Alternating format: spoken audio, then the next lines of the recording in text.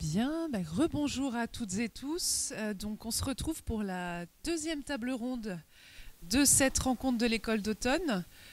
Pour une table ronde intitulée Contexte géographique et spécificité des recherches participatives, enjeux épistémologiques, éthiques et pertinence sociale. Tout un programme. On a beaucoup de choses à aborder avec nos deux intervenantes et intervenants. Donc avec Maria Nengue-Mensah, qui est professeure titulaire à l'école de travail social et à l'Institut de recherche et d'études féministes de l'UQAM, spécialiste des dynamiques d'exclusion et de stigmatisation sociale liées au genre, au corps et à la sexualité, ainsi que de la création de contre-discours. Depuis 2020, Maria dirige un groupe de recherche qui s'appelle Recherche Action, Culture du témoignage, qui réunit des milieux associatifs, académiques et militants. Et Maria partage avec nous deux ouvrages, plusieurs même. On a l'ouvrage Ni vu ni connu, Femmes, VIH et médias, aux éditions Remue-Ménage en 2003. Lutte XXX, je prononce bien, inspiration du mouvement des travailleuses du sexe, toujours chez Remue-Ménage en 2011. Le témoignage sexuel et intime, un levier de changement social chez PUQ, donc Presse universitaire du Québec, je suppose, en 2017. Aujourd'hui, Maria s'intéresse au témoignage des femmes judiciarisées, à l'intervention sociale par et pour les personnes concernées et à l'accompagnement éthique des personnes témoins. Toutes ces recherches étant menées dans une perspective de transformation sociale, en collaboration avec des organisations communautaires. Et Maria est aussi administratrice chez Cactus, un site d'injection supervisé à Montréal. Donc je vous présente également Sambou Ndiaye, qui est avec nous aussi aujourd'hui. On a vraiment le grand plaisir de vous recevoir tous les deux pour cette table ronde. Sambou qui est enseignant-chercheur donc, à l'université Gaston Berger de Saint-Louis et avec une expérience de professionnel en tant qu'agent du développement local, venant en appui aux collectivités territoriales, aux organisations communautaires, aux groupements de femmes dans les quartiers.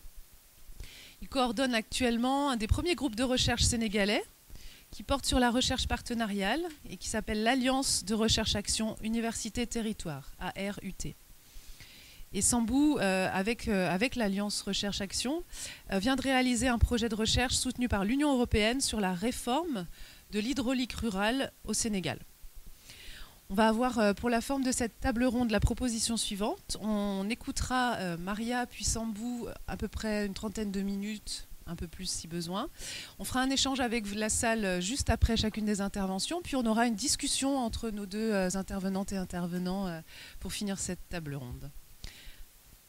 Une pause. On va parler bien fort dans le micro parce que les personnes au fond n'entendent pas très bien. On n'arrive pas à augmenter le son de... Très bien. Est-ce que ça ira pour le micro? Ben, je vais essayer. Mais je crois que vous pouvez m'entendre en arrière. Non?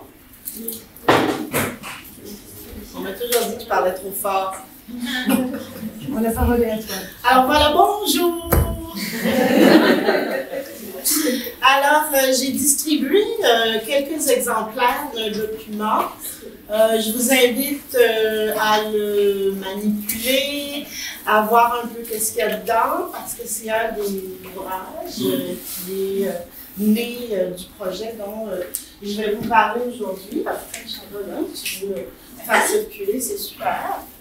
Donc, je ne vais pas me présenter davantage, étant donné la belle introduction que j'ai eue. Et aujourd'hui, ce que j'avais envie de faire, c'est de présenter une très longue expérience de recherche-action qui s'inscrit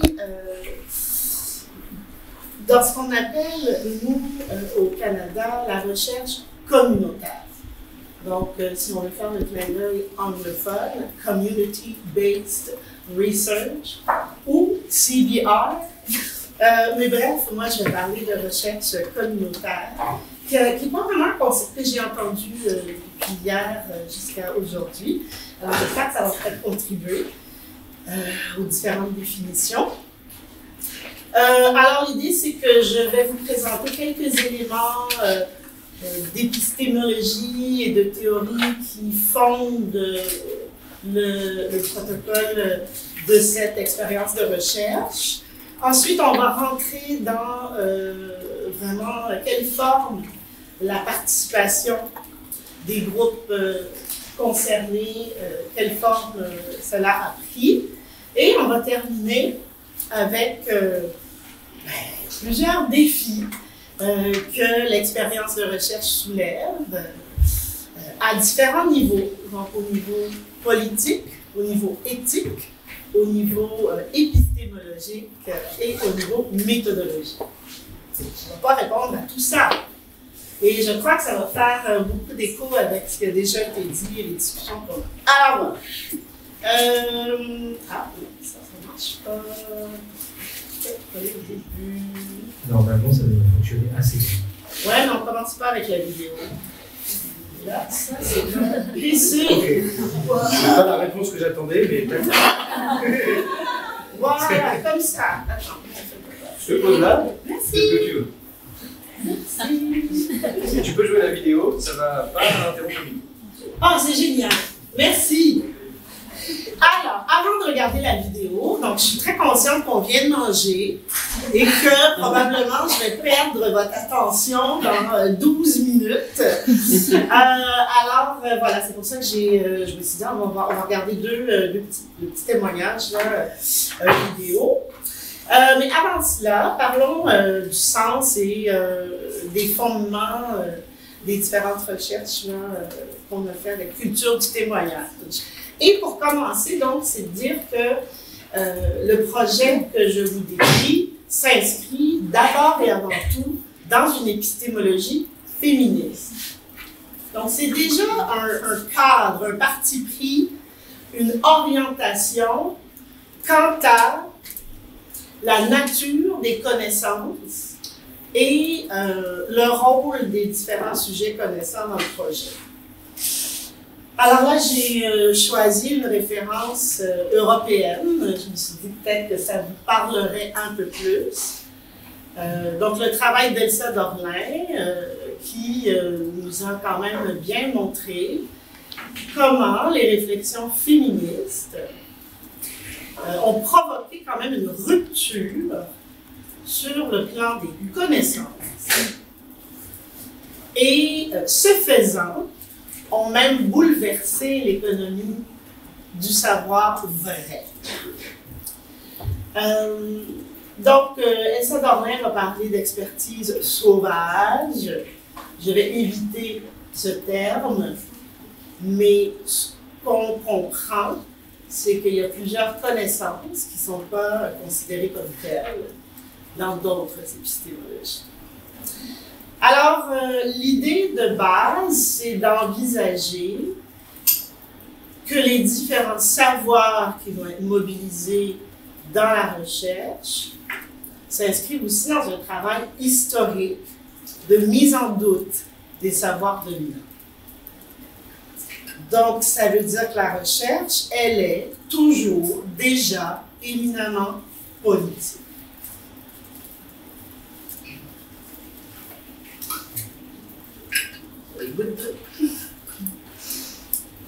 Concrètement, en termes méthodologiques, certaines autrices ont érigé une liste de principes ou de critères à cocher pour faire de la recherche dite féministe.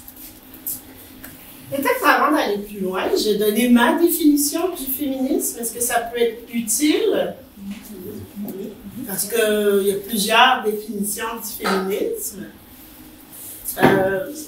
Et en fait, il y a effectivement différentes manières de théoriser les rapports sociaux de sexe. Mais je ne vais pas aller aussi loin dans la distinction des différents courants de pensée féministes. Tout ce que j'ai envie de partager aujourd'hui, c'est que je vais considérer le féminisme comme une prise de conscience, à la fois individuelle et collective, de l'arrangement des rapports sociaux de sexe, qui souvent propose un arrangement hiérarchique où le groupe sexe-femme se retrouve dominé. Premier élément, on a une prise de conscience, on est comme « wow, il y a des inégalités, ça va pas ». Deuxième aspect de la définition du féminisme, ben, il y a une révolte. Il y a une colère. Et c'est peut-être ça qui a collé à l'image des féministes. Hein? Qu'elles ont brûlé leur soutien-gorge alors qu'elles n'ont pas brûlé de soutien-gorge à New York en 1968. Mais bref, donc il doit y avoir pas seulement une reconnaissance qu'il y a des injustices, mais on doit être choqué par ça. Et c'est cette rage, parfois, qui nous amène à la troisième partie de la définition que je vous propose, qui n'est pas la mienne, en fait. Ça vient d'une collègue qui s'appelle Louise Toupin. Donc, si vous voulez chercher, vous pourrez la trouver. Et donc, inégalité, révolte, et troisièmement, passer à l'action. Donc, s'engager dans une lutte pour défaire l'arrangement de subordination. Donc, à partir de là, on peut avoir une pensée qui est plutôt radicale, on peut avoir une pensée qui est plutôt libérale, on peut avoir une pensée qui est plutôt intersectionnelle ou anti-oppressive, bon, etc. Ça va? Le silence, ça veut dire qu'on acquiesce. Mais pour mes collègues, le silence égale la mort. Alors, le principe de la recherche féministe, là, il y en a 10. Vous pouvez les lire. Et les deux que je trouve vraiment intéressants pour la rencontre aujourd'hui, c'est que la recherche féministe, toujours, déjà, avant tout, est préoccupée par le changement social. Donc, la recherche féministe, elle veut s'inscrire dans un changement. Et le deuxième aspect, donc le 8e principe, selon Olivier Tremblay, c'est que la chercheuse a un engagement personnel. Et donc, ça soulève d'autres défis. OK? Ça va jusqu'ici? Alors, deuxième ancrage des travaux que je vais présenter, la recherche dite communautaire, community-based research. Alors, ce vocable est vraiment né en contexte des disciplines de la santé, notamment la santé publique, et intimement lié aux recherches sur et autour du sida. Au milieu des années 80, les patients, les personnes infectées ou séropositives ou vivant avec le VIH ont voulu participer au développement des traitements pharmacologiques qui allaient peut-être les sauver. Et à partir de là, dans ce domaine, la relation sujet-objet de recherche a vraiment été remise en question. Est-ce que c'est toujours le cas? Je ne sais pas. Mais ce qui est intéressant, c'est que le vocable de la recherche communautaire, lui, est resté. Et ça s'est même formalisé. À un point tel qu'un des 3 bailleurs de fonds nationaux pour la recherche, donc les instituts de recherche en santé, ont même créé un programme de financement pour la recherche communautaire. Et ce doit être des chercheurs dans la communauté, c'est-à-dire quelqu'un qui a un travail dans une association. Et ces personnes peuvent être en lien avec les universitaires.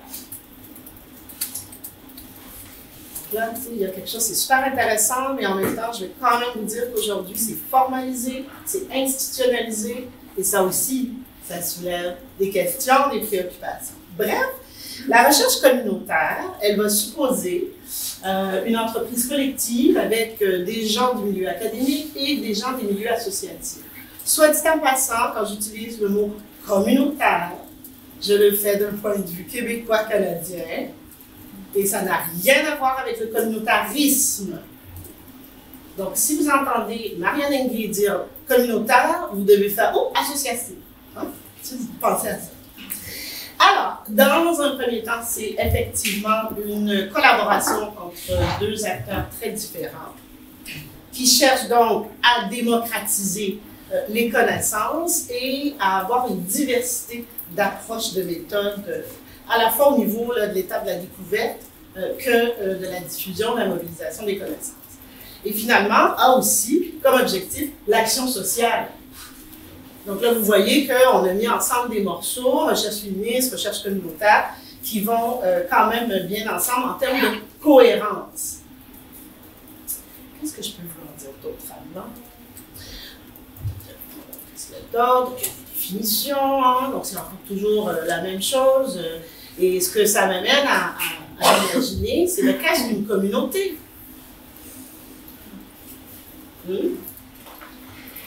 Alors, ici, on va parler souvent des individus qui partagent objectivement une situation ou une condition de vie. Dans le cadre de notre travail, ça a vraiment été d'utiliser le vocable communauté pour réunir des gens qui, a priori, n'ont vraiment rien en commun. Hein? Certaines vivent avec le VIH, certaines s'identifient à une minorité sexuelle de genre, d'autres ont une expérience de travail du sexe. En fait, qu'est-ce qu'ils ont bien en commun, ces personnes? Mais en fait, à travers nos rencontres, on s'est rendu compte que... Est-ce que ça va en arrière, le son? Oui. Okay. On s'est rendu compte que, en fait, ces personnes ont en commun une expérience de la stigmatisation, en lien notamment avec des questions d'intimité, de corporéité ou de sexualité. Alors, dans le langage courant, on pourrait parler effectivement d'individus qui ont beaucoup de similitudes au niveau de l'exclusion sociale ou encore de la marginalisation. Dans la littérature sur la recherche communautaire, on identifie des défis et des intérêts, donc je les mentionne rapidement. Les défis, c'est la question du partenariat. Donc, on a dit on a deux genres d'acteurs qui doivent collaborer. Là, moi, je vais vous parler d'un projet qui a pris 7 ans. Donc, 7 années, et même, je dirais plus, là, mais comment on s'organise pour être en lien pendant tout ce temps-là et avoir du plaisir à travailler ensemble. Pensez à vos relations personnelles et intimes. Hein? Après 2-3 ans, ça se place et on n'est pas sûr là, si on veut rester. Hein? Alors voilà, je ne vais pas faire d'analogie familiale et tout, mais il y a vraiment ça. Hein? Donc moi, je travaille avec des organismes associatifs qui sont toujours en survie financière, où il y a un roulement d'employés important. Et donc, le lien avec l'association, il est fondamental. Parce que peu importe les gens qui passent, des fois, il faut refaire un peu le lien et tout, mais voilà. Deuxième aspect, c'est le travail en collaboration. Et là, vous l'avez mentionné, je l'ai entendu ce matin, toute la question du temps que ça peut prendre quand on décide qu'on ne va pas faire ça tout seul. Et finalement, le financement, parce que le financement d'un engagement durable dans le temps, mais aussi en termes de sa qualité. Est-ce qu'on fait ça gratuitement? Est-ce qu'on permet aux partenaires de travailler gratuitement aussi? Voilà. Donc, il y a quand même beaucoup de défis. Et bon, probablement, je ne l'ai pas mis là, puis dans la littérature, c'est pas ça qui est évoqué. C'est aussi pas l'approche en recherche qui est la plus... comment dire, populaire, voilà. Alors, s'il y a des défis, il y a aussi des avantages et l'intérêt, vraiment. En tout cas, là, je cite un guide, en fait, qui vient d'Europe. Je vais essayer d'aller chercher des références européennes, là. Mais vous avez, en Europe, le siège social d'une association qui s'appelle Coalition Plus, qui réunit plein d'ONG, de groupes qui travaillent en prévention ou en accompagnement des personnes vivant avec le VIH. Voilà, donc c'est selon ce groupe, vraiment, le principal intérêt de la recherche communautaire réside dans le fait qu'elle permet d'étudier des communautés peut-être pas accessibles et elle permet peut-être des choses qui échappent à la recherche classique. Donc c'est comme si on dit, il y a peut-être un plus dans cette manière de fonctionner. Alors, quel était notre intérêt, les gens de l'université et les gens des milieux associatifs, pour travailler ensemble sur certaines questions? Alors, l'intérêt pour le sujet de l'étude, c'est le témoignage public. Donc là, on va peut-être être confondu entre, il y a le sujet du témoignage et il y a aussi les prises de parole des participants dans le cadre du processus de la recherche. Alors, l'intérêt, c'est que, d'une part, les associations et les individus qui les composent ont identifié que les représentations sociales et médiatiques des groupes minorisés, notamment en raison du corps, de la sexualité et de ces questions intimes, que les représentations, d'abord, elles sont inexactes, réductrices et même stigmatisantes. Donc, il y a comme un intérêt à peut-être, qu'est-ce qu'on fait avec ça? Deuxième aspect, le contexte socio-juridique, c'est-à-dire les lois qui encadrent certaines divulgations au Québec, Canada. Il faut mettre Canada car c'est des lois fédérales, parce que c'est dans le code criminel. Mais je vous donne un exemple.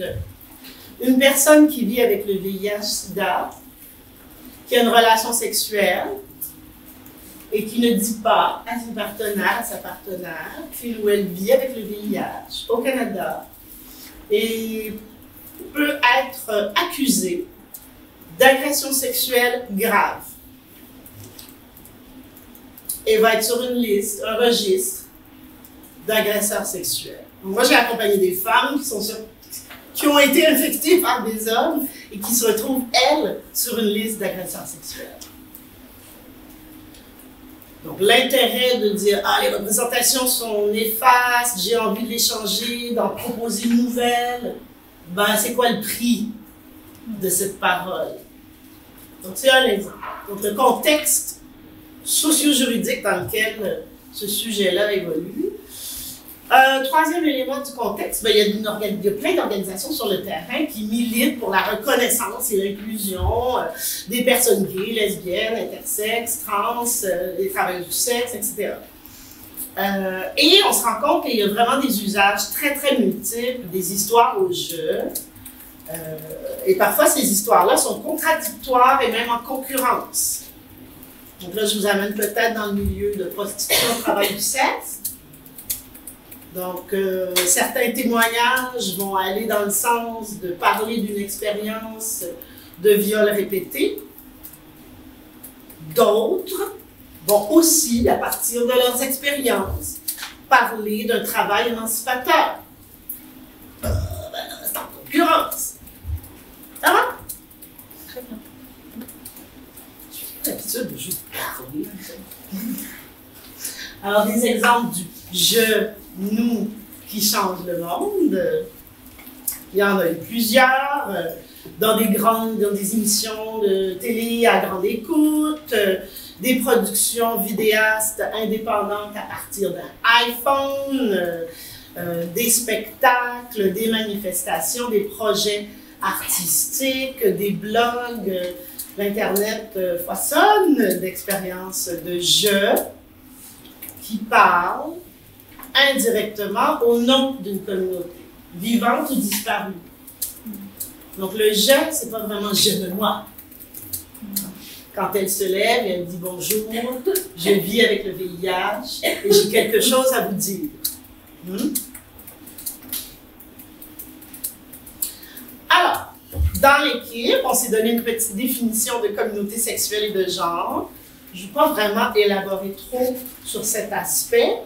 Mais disons qu'à partir du constat qu'il y avait, à la fin des années 90, jusque vraiment dans une grande décennie, jusqu'au milieu des années 2000, déjà non, 2010, une prolifération vraiment importante de récits personnels dans l'espace public. Et là, on peut comprendre, peut-être faites le lien avec moi aussi. Tout d'un coup, en tout cas c'est le constat, on n'avait pas remarqué ça avant, et là tout d'un coup, il y a plein de gens qui prennent la parole aux jeunes, vraiment dans une optique de changement social et d'inclusion ou de reconnaissance de leur réalité.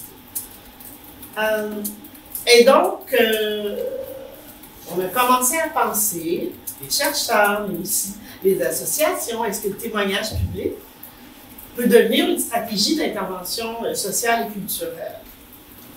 Et donc là, on s'est fait une première rencontre et on a donc décidé d'aller de l'avant avec un partenariat qui avait 4 objectifs. Mettre en commun les savoirs scientifiques, les savoirs du terrain et les savoirs expérientiels, les rendre accessibles. Donc, on a eu, je ne sais pas quand, parce que j'étais un peu décalée, mais on a eu une conversation sur le mot vulgarisation. C'est dans l'atelier hier, oui. Donc, nous, on parlait plus d'accessibilité. Et finalement, on ne parle non pas de empowerment, de donner du pouvoir, mais on est plutôt dans une logique de renforcer les capacités d'agir.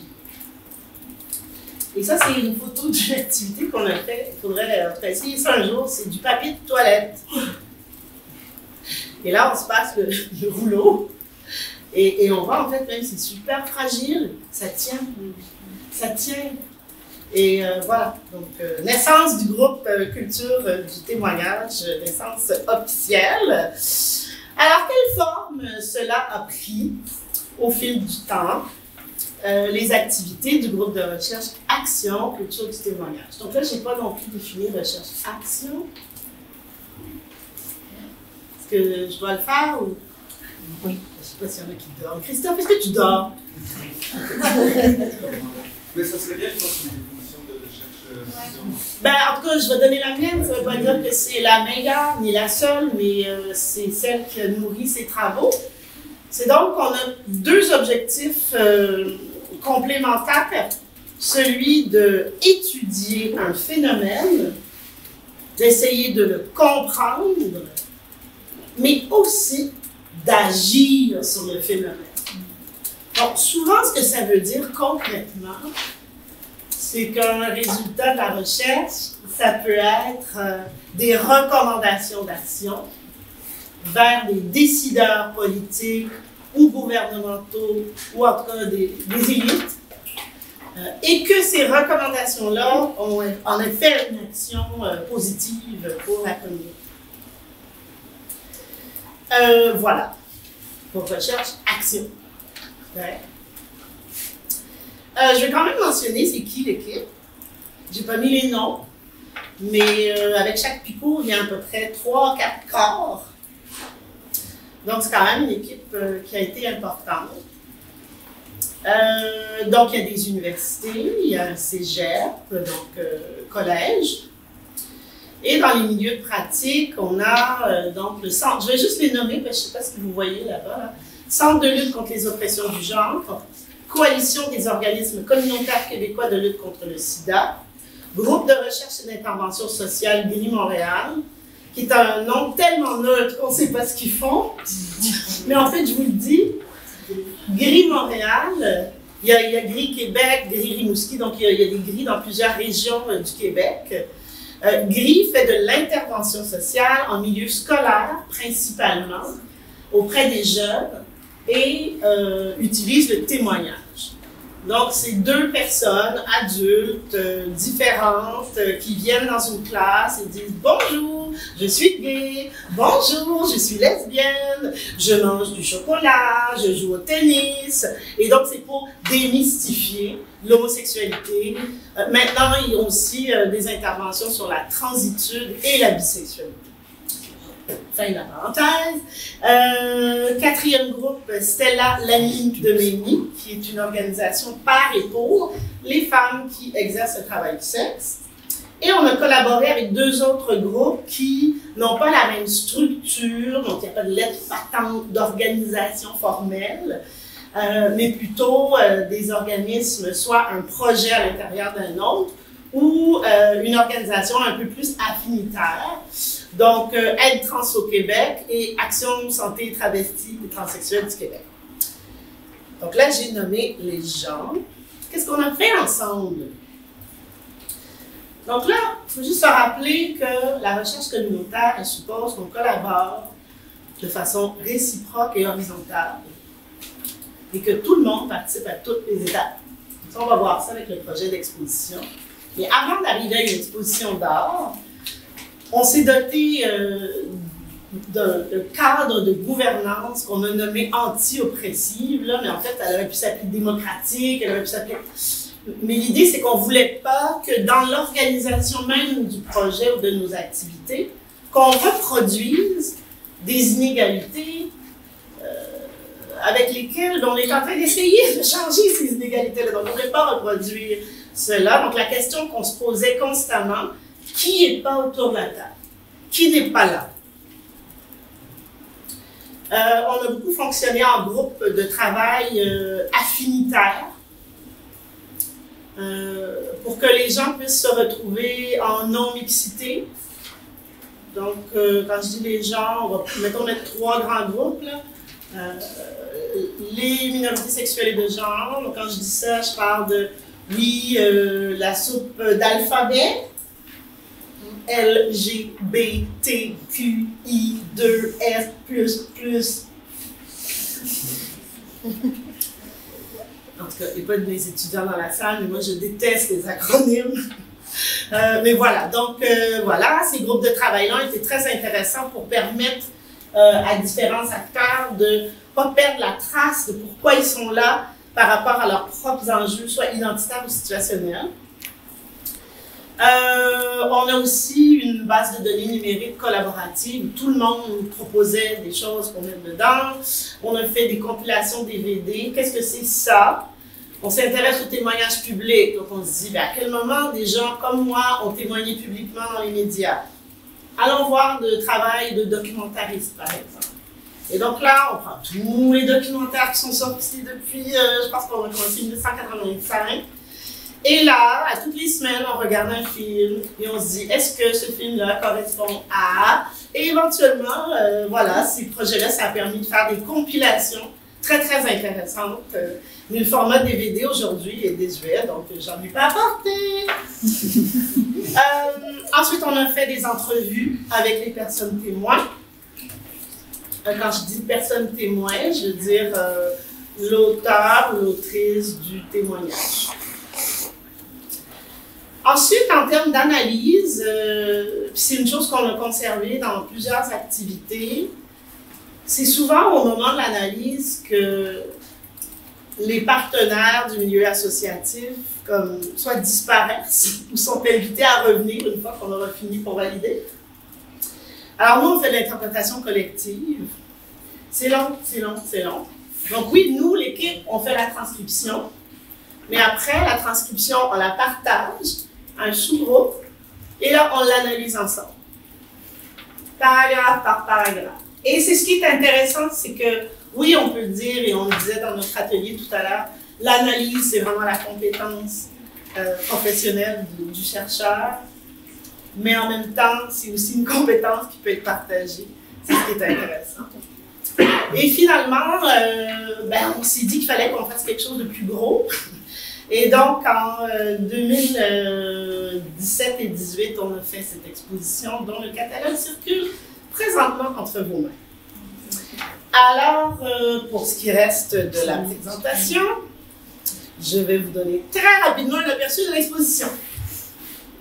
Et ce qui est important, c'est que les personnes concernées ont participé à toutes les étapes de la conception, à la mise en œuvre, à l'évaluation de la réception de l'exposition. L'exposition voulait sensibiliser les publics, réunir les expertises, créer un discours et soutenir les personnes et les communautés. C'est super compliqué, je vous le montre pas. Mais en fait, tout ce que je peux vous dire, c'est que ça, là, c'est vraiment la communauté. Je pense qu'elle est là. Donc, on a constitué un comité groupe ouvert qu'on a appelé le comité des sages. Je n'aime plus ce nom. Car, au Québec, il y a 2 semaines, le premier ministre a décidé que pour réfléchir au genre des toilettes dans les écoles, il nous fallait un comité de sages.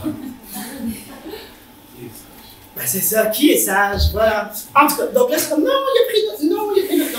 Bref, fait comité des sages, ça veut dire, je l'ai dit comme ça, des personnes trans, des personnes gays, des personnes séropos, des travailleuses du sexe, qui viennent et qui décident tout dans le projet. Voilà. Et ils sont rémunérés, ça c'est super important. Alors, quand je vous donne les étapes, ça je vais les nommer, puis après je vous montre la petite vidéo, d'accord? C'est juste pour montrer que toutes ces lignes, tous ces picots, ben, ce sont des étapes. Et chacun de ces picots-là explique les rides sous mes yeux. Alors, je vais juste les nommer quand même, parce que après on comprend la fierté des gens d'avoir participé à tout ça. Hein? Voilà. Donc, conception du projet, réflexion éthique. Donc, la réflexion éthique, c'est on s'est réunis et on avait 2 questions. Si jamais on exposait les témoignages de d'autres personnes, qu'est-ce qu'il faudrait privilégier? Puis on avait des pots, tu sais, pour le jardinage, pour planter. Alors, on mettait des idées là-dedans, puis après on avait une grosse poubelle. Qu'est-ce qu'on veut pas? Tu vois? C'est super intéressant. Après, on a choisi le lieu de l'exposition, on a négocié l'entente avec la Maison de la Culture, on a cherché du financement.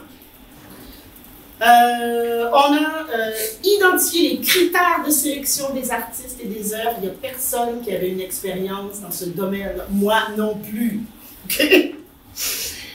On s'est donné une identité visuelle, d'où le t-shirt qui est là. On a fait la mise en espace. Les co-commissaires ont rédigé un énoncé qui figure dans le catalogue. On a formé et organisé des visites commentées. Et il y avait toujours un duo là, des 2 communautés. Voilà. On a créé le catalogue, étude de la réception, rédaction d'articles. Donc, pour la réception, j'ai envie de vous montrer. Donc, la question qu'on s'est posée beaucoup au cours des dernières heures, c'est quoi, comment on mesure l'effet ou l'impact? Moi, je parlerais plutôt des retombées. Comment on mesure ça? Et je trouve qu'il y a ici quelque chose d'intéressant. Alors, on a fait une enquête de la réception de l'exposition. Il y avait des vox pop. Et donc, je vous montre quelqu'un du public en général. J'espère que ça marche, mon petit technicien. J'ai aimé les affiches des... Est-ce qu'on peut monter le son? Je vais essayer ici. Oui, sur l'ordi. Pour le village, je trouvais que les affiches étaient hyper naturelles, hyper sincères. C'était très juste. On voyait que ça venait du cœur. C'était leur vie, c'était comme ça. J'ai beaucoup aimé. Très simple. Au niveau artistique, c'est parce qu'il y a plein d'œuvres différentes. Donc ça, c'est cool. Il y a de la vidéo, il y a comment on dit, de l'art visuel, il y a des dessins, il y a des bandes dessinées. Donc ça, c'est super intéressant. Puis ensuite, deuxièmement, pour le sujet, surtout, le sujet, on apprend beaucoup de choses, on apprend la réalité de plusieurs personnes. C'est bien, c'est juste que je trop. On n'entendait pas grand-chose, désolé. On va essayer celle-là. Il y a peut-être moins de bruit ici. Donc, ici, c'est une des responsables de l'organisation Stella. Je suis Sandra Wesley, la directrice générale de Stella, la ville de Mairie, un organisme à pour les travailleurs du sexe. On a participé à l'élaboration de l'exposition Témoigner pour agir depuis 2 ans avec d'autres partenaires communautaires. C'est une exposition qui montre bien la solidarité en différentes communautés, les travailleurs du sexe, les personnes qui vivent avec le VIH, les personnes trans, la communauté LGBTQI plus large également. Donc les œuvres, c'est vraiment une opportunité intéressante d'entendre des témoignages de personnes de ces communautés-là, de voir la réalité de nos vies. Nous, l'organisme Stella, on a une œuvre qui s'appelle The Pink Room. Donc c'est une pièce où il y a des artefacts de femmes de notre communauté qui ont participé à l'élaboration de cette œuvre avec des explications de ces objets-là dans nos vies. Donc c'est une bonne opportunité d'apprendre à connaître qu'est-ce que c'est la réalité du travail du sexe. Donc on vous encourage tous à venir voir l'exposition Témoigner pour agir. C'est ouvert tous les jours et c'est important. Amenez vos familles, amenez vos amis, amenez vos enfants aussi. C'est une exposition très importante. Alors, pour conclure et répondre ou dialoguer un peu avec vous, je vous identifie les... J'ai perdu. Alors, je prends une question puis je vais afficher les enjeux. Je trouve pas.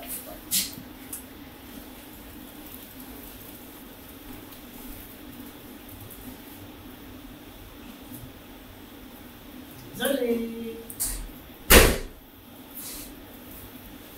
Voilà. Alors, les questions clés et défis politiques au niveau conceptuel. L'objet, le sujet, est-il un levier de changement social?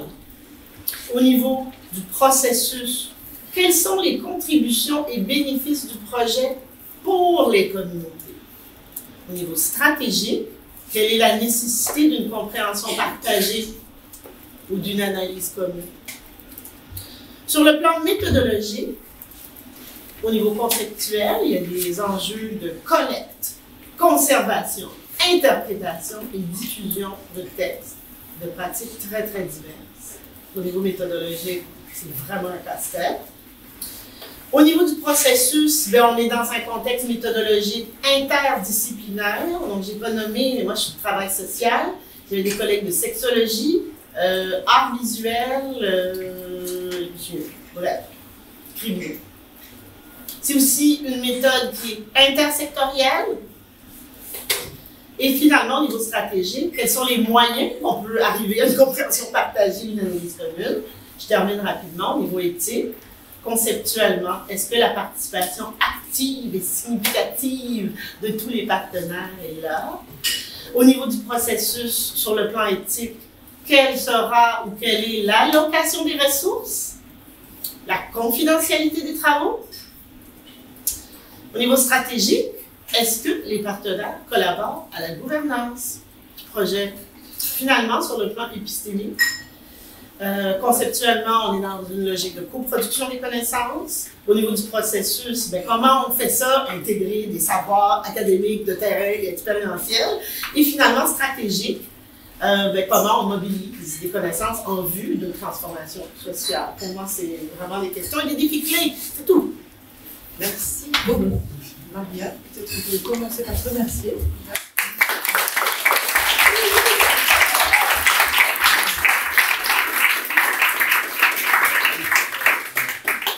Alors, la proposition, c'est d'avoir un aller-retour avec vous, mais pas de questions-réponses nécessairement. Ça peut être est-ce que vous êtes troublé, est-ce que vous êtes réveillé quelque part, est-ce qu'il y a quelque chose qui vous importe de dire ou d'une résonance que vous avez envie de partager à ce stade. On aura ensuite la présentation de Sambou, puis une discussion plus large. Et c'est vrai que là, tu nous as proposé plein de choses. On sent l'importance du croisement des contextes géographiques. Merci, parce que effectivement, la question ne se pose pas pareil partout. On n'arrive pas dans les mêmes milieux pour penser nos sciences non plus. Hein. Donc, est-ce qu'il y a une réaction? Est-ce que vous avez besoin d'un temps de réflexion? Vous avez besoin de vous lever, je pense. Vous pouvez vous lever, vous pouvez vous approcher. Je vais passer les micros.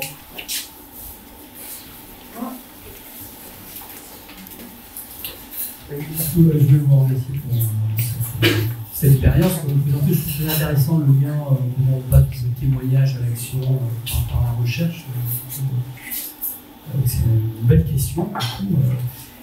Par contre, il y a quelque chose qui me dérange, mais en tant que chercheur, finalement, et ça monte depuis ça fait un jour et demi qu'on est là, et puis je vois que ça vient, c'est que je me sens un petit peu dépossédé professionnellement de ce que c'est faire de la recherche. Puisque là, les gens co-analysent, coproduisent, coécrivent, et finalement, quelle est la spécificité du chercheur ou des chercheurs qui sont impliqués là? Votre intervention me plaît. Oh, Benoît! Non, mais c'est bien. Je vais répondre tout de suite. Tu veux... Non. Peut-être qu'on peut aussi une intervention. Merci Nadia pour ton intervention. En fait, peut-être que c'est pas le moment maintenant, mais j'aurais aimé en savoir plus de manière concrète sur comment on co-analyse justement. Donc, comment ça se fait ce processus-là avec les partenaires. Ça m'intéresse. On va peut-être continuer de prendre des réactions, des troubles. Moi, je trouve ça très intéressant que ça trouble, en fait. Ça veut dire qu'on va devoir penser ensemble, c'est une bonne nouvelle. Ah, je t'écoute. Bon, est-ce que tu veux réagir déjà? Ouais, ben en fait, Benoît, je te dirais, est-ce qu'on a vraiment besoin d'une spécificité? Donc là, ça vient nous chercher au niveau d'une identité professionnelle. Et ce trouble-là, pour moi, il est en parfait écho avec, en intervention sociale, les travailleurs sociaux au Canada, ce sont des professions avec un titre réservé. Et maintenant, dans les associations, il y a des pères aidants qui font le même travail. Et on peut s'interroger à savoir est-ce que je suis encore une travailleuse sociale ou non, tu sais, ou est-ce que, voilà. Mais ça, je trouve vraiment intéressant. Fait que moi, je le prends plutôt à l'inverse, c'est plutôt, ouais, j'ai plus de nouveaux collègues en recherche. Plutôt de, ah ben j'ai perdu des trucs. Tu sais, mais en même temps, je le comprends. Et puis pour comment on co-analyse avec les partenaires, ben, c'est comme si tu le faisais avec d'autres collègues. Donc, quand on est 3 chercheurs universitaires, on s'enferme dans une pièce, on a imprimé le verbatim, et allez, on y va, et puis on fait un code. Ben là, on s'enferme avec des partenaires. Et puis, peut-être qu'on reste moins longtemps, parce que la spécificité des universitaires, c'est qu'ils peuvent passer 6 heures sur une phrase. Alors que le partenaire, il va dire, ben non, mais c'est bon, gars, tout autour. OK, voilà. Fait que moi, je pense qu'on pourra en parler à un autre moment. Il y a peut-être des lieux pour le faire même ici. Alors, il y a des rebonds ici, au fond, et ensuite Hélène. Allez-y. D'abord, un grand merci pour cette intervention riche, passionnée et engagée. Moi, j'avais une question sur la question de la littérature scientifique. Est-ce que vous pouvez juste parler un tout petit peu plus fort? J'ai des demandes au fond de la salle. J'avais une question sur la littérature scientifique. Vous avez, me semble-t-il, si j'ai bien tout suivi, parlé d'une mise en commun des savoirs au tout début, j'imagine des savoirs scientifiques, il m'a semblé. Et après, vous n'en avez plus du tout parlé. Est-ce qu'au moment ou juste après l'analyse, cette littérature, ou comment cette littérature finalement elle est venue aussi s'agglomérer avec toute cette richesse que vous avez eue tout au long, ou est-ce qu'elle s'est mise un peu de côté, ou comment elle a vécu finalement ce processus, comment elle a... Ben, elle nous a accompagnés, en fait, c'est ça, j'ai pas beaucoup mis l'accent sur cet aspect, mais on a aussi mis un peu à niveau la littérature scientifique et la littérature grise. Et donc tout ça nous a accompagnés tout au long, et particulièrement au niveau de l'interprétation collective. Parce que là, on a besoin d'outils, on a besoin de dire, OK, attends, mais est-ce qu'il y a quelqu'un d'autre qui a vu ce lien? Ah oui, dans tel écrit ou dans tel groupe. Et donc, on a pu pêcher régulièrement et de façon continue. Et ça va poser de problème pour les gens qui n'étaient pas initiés à cette littérature de rentrer dedans? Oui et non. Ben, c'est parce que le même problème se pose pour le chercheur qui doit apprendre la communauté. Tout à fait. Et cette question-là, souvent, on ne la pose pas. Tu sais, comment moi, j'ai dû travailler avec des criminologues et des sociologues. On dirait, hé, là, tu sais, justement, tu n'es pas confronté. Je veux dire, ouvre-toi. Puis bon, qu'est-ce que toi, tu peux apprendre? Et tout. Toi, tu parles de stigma. Alors tu dis ça, lui il fait comme non, Goffman, je ne veux pas dire ça, ça n'a pas d'allure, moi je suis pas stigmatisée, blablabla. Tu dis ok, d'accord, mais alors comment on peut le faire autrement? Donc, puis en fait, ce qui est intéressant, c'est que les gens, c'est pas qu'ils sont. Oui, je comprends ce que vous voulez dire, ils sont pas initiés. Mais en fait, si la science ou la théorie est juste, elle a un rapport avec ce qui se passe dans la vie des gens. Alors, c'est ça, fait que peut-être le mot, le concept, l'articulation est comme pas accessible. Mais après, ben, nous, en équipe, on le rendait accessible du mieux qu'on peut. Mais effectivement, c'est un lieu de tension. Mais c'est bien les tensions. Merci. Vous pouvez juste passer le micro à Hélène derrière. Il y avait Marc. Merci.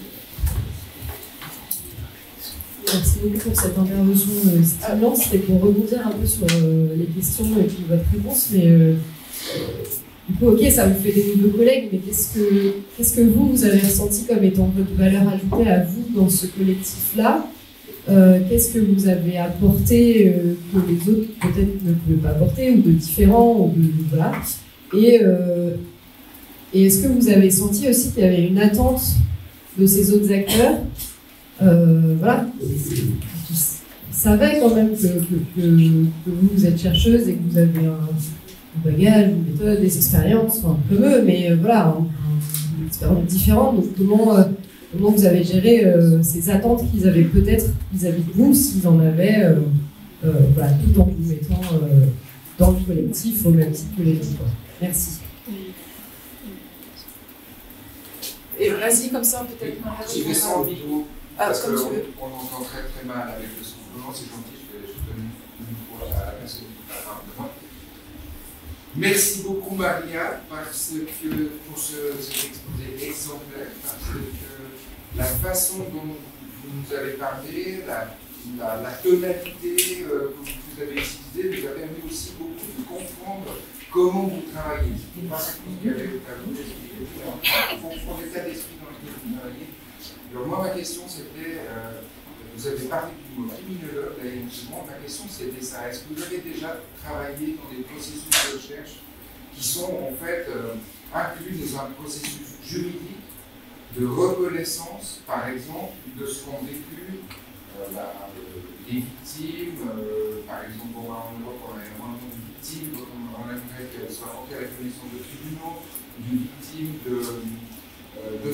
d'ostracisation de communautés particulières, par exemple, au Québec. Par exemple. Et est-ce que vos méthodes sont compatibles, sont utilisées pour ce type de témoignage public, donc inclusif? Je ne suis pas certaine de vraiment comprendre la question là, mais ce que j'ai envie de dire, c'est que présentement, je participe dans une très très grosse entreprise de recherche, mais je ne suis pas la chercheure principale, mais je suis responsable du chantier Québec et la recherche porte sur la transparence dans les prisons. Au Canada, en Argentine et en Espagne, avec un intérêt particulier pour les régions du Québec et de la Catalogne. Je n'ai que des juristes dans cette équipe, sauf nous, ma collègue Catherine et moi, de travail social. Fait que je pense que c'est applicable, mais on est au tout début et on est vraiment dans les... En fait, l'enjeu, c'est pas nécessairement la question juridique, c'est la question géonationale et politique. Donc, les juridictions sont très différentes. Et comment on va faire pour travailler ensemble dans ce contexte-là? C'est un projet de 7 ans, on est dans l'an 1. Fait que Marc, on s'en reparle dans 2 ans. État d'esprit, les attentes, mon apport, c'est mon charme. Mais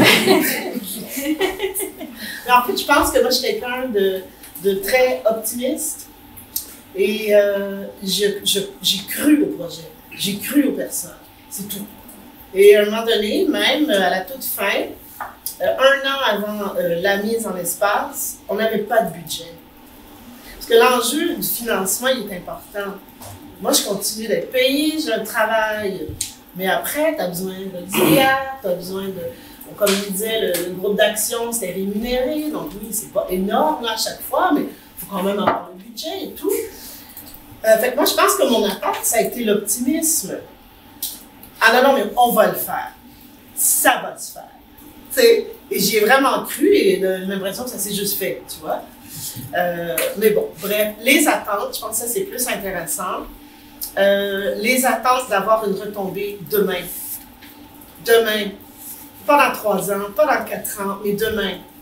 Fait que je pense que ça c'est pas évident à gérer le temps des chercheurs, notamment pour la diffusion. Donc, on a fait tout ça, mais quand est-ce qu'il va y avoir un truc? Fait que je pense que les attentes... mais je vous parle d'un projet qui est exceptionnel, parce que je pense qu'on ne s'attendait pas à ce que ce soit aussi riche, et que je ne vous ai pas présenté ces 2 diapos-là, mais dans les résultats importants, c'est qu'on a rejoint peu de personnes du public en général, de la population générale. Des gens qu'on appelle monsieur, madame, tout le monde. Donc, quand on a fait les focus group et tout ça, mais par ailleurs, on a très bien rejoint les communautés concernées. Fait que si notre objectif, c'était d'élargir et de rejoindre des nouvelles personnes, moi, je pense qu'il n'est pas atteint cet objectif-là. Il y a peut-être une poignée de matantes qui ont compris quelque chose, mais c'est tout, quoi. Par ailleurs, il a retombé pour les groupes eux-mêmes qui aujourd'hui travaillent ensemble. Et donc, c'est pas parce que tu es marginalisé que tu ne marginalises pas les autres. Alors, au gris, on était plutôt phobes. Hein? À la Coxida, on était comme pas sûr que le gris, c'est vraiment assez politique. Hein? Pas sûr que je vais travailler avec eux et tout. Et dans la collaboration, je pense que c'est ça que le processus a amené, c'est des liens de confiance et puis des reconnaissances de « Ah, mais on a des compétences complémentaires et « Ah, mais si on l'a déjà expérimenté ici à la Maison de la Culture, on peut peut-être essayer autrement. » Et moi, j'ai plus besoin d'être là. Pour moi, c'est vraiment génial. Fait, quand je dis « Moi, j'ai pas besoin d'être là », c'est l'optimisme, on va y arriver. « Ah, tu veux faire ça? » Oui, c'est possible. Fait que j'ai envie de dire, la réponse spontanée après je m'étais, c'était quoi ton apport? Moi, c'était la mayonnaise. Mais ça, c'est fouet parce que c'est votre personnalité. Oui, mais je veux dire, on peut avoir une autre personnalité. Et ma personnalité, c'est quoi? C'est un parcours, et voilà, et là, je vous en parle quand même 15 ans plus tard. Fait que j'ai du recul. C'est pas la même chose, mais voilà, je suis pas en train de dire qu'il faut changer de personnalité, là. Non. Mais est-ce que je pense que la part de quelqu'un qui est rattaché à un poste qui est quand même, plus de pouvoir et tout, de dire non, non, je valide, ça va, on va le faire. Et tu sais, ton idée, elle est super bonne. Attends, on va s'asseoir, on va réfléchir à comment le faire.